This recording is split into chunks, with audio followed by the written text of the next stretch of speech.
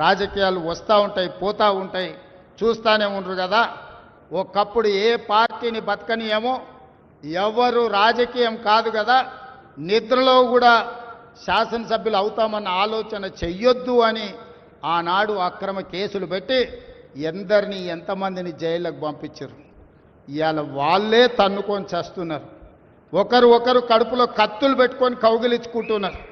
ఎవరు అక్కర్లేదు, వాళ్ళని వాళ్ళే పొడుచుకుంటున్నారు. విపరీతమైన అవినీతి సొమ్ము వచ్చిన తర్వాత సొమ్ముల పంపకాలలో కుటుంబ పంచాయతీలు ఇవాళ కుటుంబంలోనే ఒకరు సహించుకోలేని పరిస్థితి. ఒకరి మీద ఒకరు యాసిడ్ దాడులు చేసుకోవాలని ఒకరిని ఇంకొకరు నవ్వుతూనే కడుపులో కత్తులు పెట్టుకొని కౌగిలించుకునే పరిస్థితులు ఈ రాష్ట్రంలో దాపురించినాయి. పాపం ఊరికే పోదు. పెద్దలు చెప్పిండ్రు, చేసుకున్న వాడికి చేసుకున్నంత మహానుభావ అని చెప్పిండ్రు.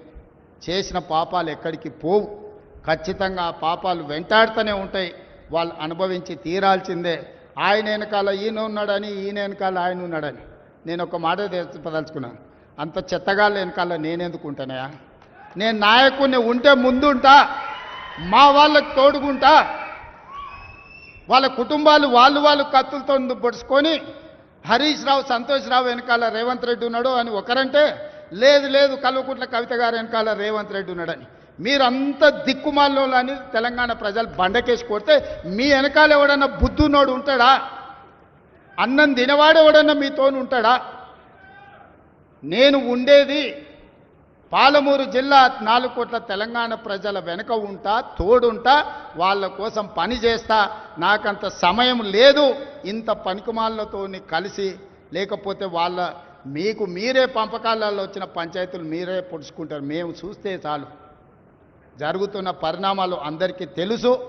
దయచేసి మీ వివాదంలోకి మీ కుటుంబ పంచాయతీలనో మీ కుల పంచాయతీలనో మమ్మల్ని లాగకండి. మాకెలాంటి ఆసక్తి లేదు. మిమ్మల్ని ఎప్పుడో ప్రజలు తిరస్కరించిండ్రు. మీరు కాలం చెల్లిన 1000 రూపాయల నోటు లాంటోళ్ళు. కాలగర్భంలో కలిసిపోతుంది ఆ పార్టీ. ఒకప్పుడు జనతా పార్టీ కూడా గొప్ప పేరుండే, కానీ జనతా పార్టీ కనుమరుగైంది. ఆ తర్వాత తెలుగుదేశం పార్టీ ఒక అద్భుతమైన పార్టీ, చాలామందికి అవకాశాలు కల్పించిన పార్టీ. కొంతమంది కుట్రల వల్ల ఆ పార్టీ కూడా ఈరోజు తెలంగాణలో ఒక సమస్యను ఎదుర్కొంటుంది.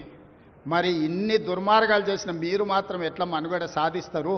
ప్రకృతి అనేది ఉంటుంది, ఆ ప్రకృతి శిక్షిస్తుంది. అందులో మనకి ఎవరికి ఏమాత్రం ప్రమేయం లేదు. రాజకీయాల వైపు చూడకండి మిత్రులారా. పాలమూరు జిల్లాను అభివృద్ధి చేసుకుందాం. ఇరిగేషన్ అండ్ ఎడ్యుకేషనే my first priority. Irrigation and education వస్తే ఆటోమేటిక్గా ఎంప్లాయ్మెంట్ వస్తుంది. ఎంప్లాయ్మెంట్ వస్తే మనమే ఆదర్శంగా నిలబడతామని తెలియజేస్తూ మీ అందరి దగ్గర సెలవు తీసుకుంటున్న